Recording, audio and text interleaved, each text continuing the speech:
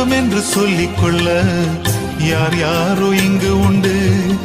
ஏன் என்று கேட்டிட யாரும் இங்கே வரவில்லை. எப்படி சொல்வேன் என்னையும் தேடி நீ வந்ததை, தோளின் மீது சுமந்து கொண்டு நடத்தி வருவதை.